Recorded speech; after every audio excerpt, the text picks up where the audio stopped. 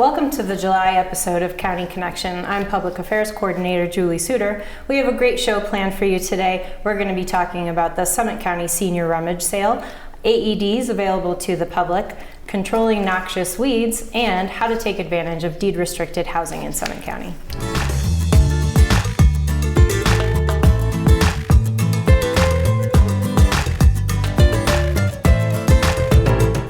For our first segment, we're going to be talking about a fabulous event here in Summit County that happens every summer, the Summit County Senior Rummage Sale. And with me is Lori Williams from the Summit County Community and Senior Center. Welcome, Lori. Hi, Julie. And from Summit Seniors, we have Evie Lau and Joe Ring. Welcome, Evie and Joe. Thank you.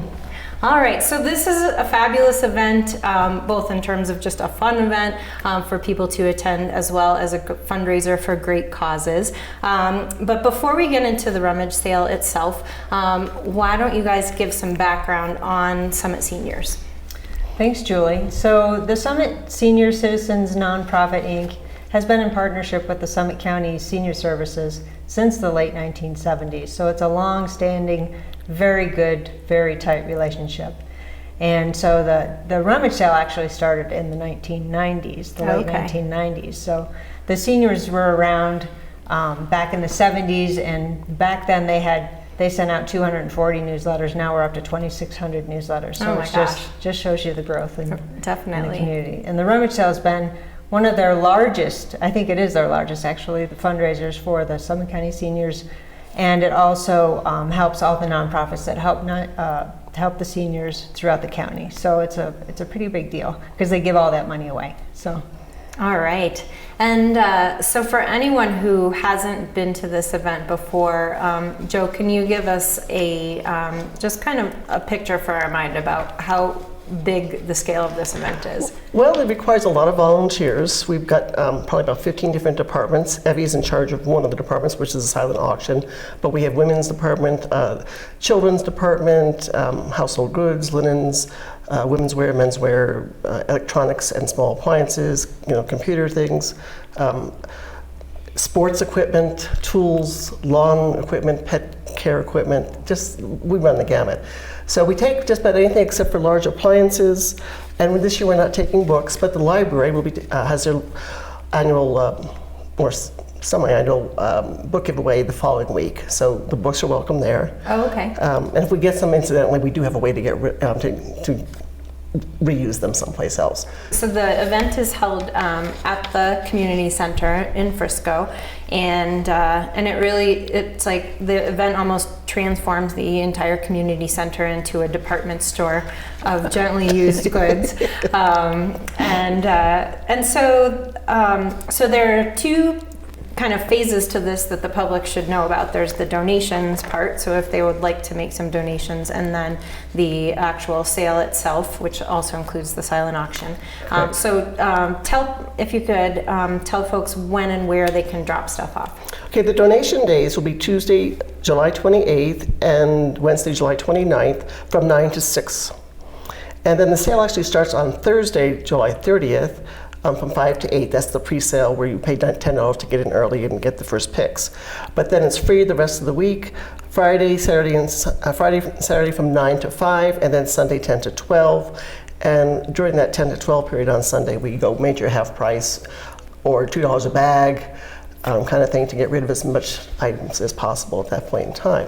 Okay, so there are opportunities for the early birds to get the first pick at things, and then if you're more of a procrastinator, you can come and scoop up everything that's left for the clearance prices. Exactly. All right. And there's a limit on silent auction donations. Evie needs them by a certain time, so I'll let Evie talk about that now. Okay, great. And I might also mention that our silent auction ends at 4 o'clock on that Saturday night. Okay. So we don't go into Sunday, but final bids at 4 o'clock. And we always have nice long lines of people waiting to sign, which is really fun. Right. I'm still accepting items. Fur coats would be very welcome. We have one so far. All right. We have a Toyota Camry, wow, which is terrific. 1995 Toyota Camry. we could use another vehicle. That would be super. And I have quite a few antiques, wonderful ones, so I could use more of those as well. Just, it's interesting because as things come in, Mike and the other fellows outside that sort will come running in and say, Evie, can you use this? You know, this is a really fun item for the silent auction. Oh, okay, great. So it's a combination of some of the cream of the crop in terms of donations that you get for the rummage sale, and then also some new things like restaurants and wine and other kinds of prizes that you typically see. 25 wine presentations again this year. Oh, excellent. And some... so a great opportunity to grow your wine cellar. Exactly. We've got a box of Silver Oak Napa Valley Cabernet. We have French and Italian wine from Dillon Ridge Liquors, and a special bottle of tequila from Antler's Liquor. He said it's tequila times. That's the name of the basket. All right. And then a lot of certificates. A few of them are Arapahoe Cafe, Bonnie's Barbecue, A-Basin, the adult season pass for next year, the Auth Chiropractic Massage and Adjustment, Niels Lunsford, Silverthorne Rec Center, Food Heads, Dillon Dam Brewery, City Market, Jersey Boys, and the Rocky Mountain Chocolate Factory. So pretty much something for everyone who spends any time here in Summit County. People are very generous here in this county. Definitely. They really contribute. Yeah, absolutely. All right, so over the years, so this has been going on for, let's see, more than 20 years now, 30? If my 20, 25 years. 25, yeah. okay. So you have to have seen some strange or amazing things come through. What are some of the highlights as you look back on the history of the rummage sale?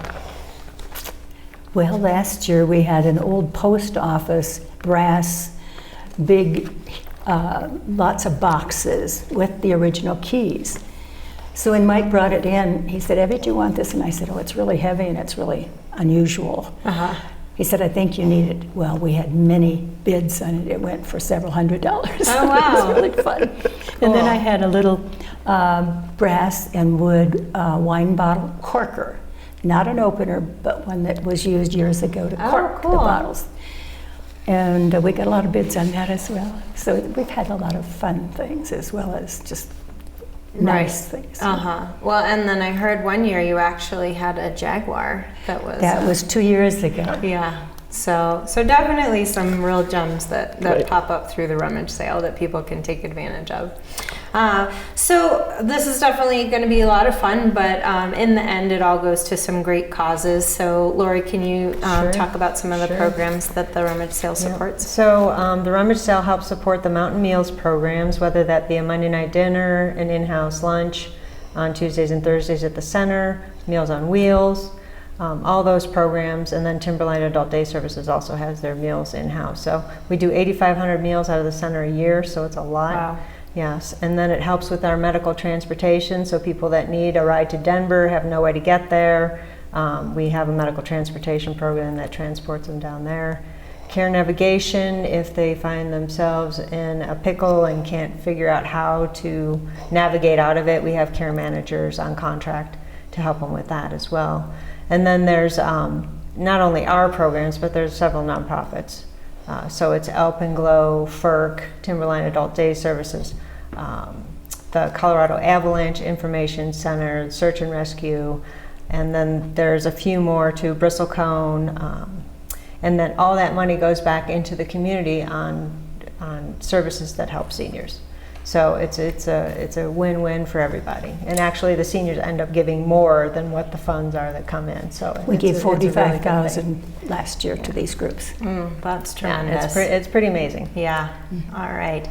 Is there anything else that you ladies would like to add about the event itself for Summit Seniors? Well, I'd like to also maybe ask the community, we often need a lot of help on Sunday. Okay. And some of our volunteers are worked all week and they're on their way out of town. They just come in for that week. And Sunday we need younger people, able-bodied people to help lift and move things back into storage. So if we could, if they would like to call the Community and Senior Center at 668-2940 and sign up for Sunday help, that would be greatly appreciated if somebody was willing to give us 4 hours on Sunday. Extra trucks would be helpful too.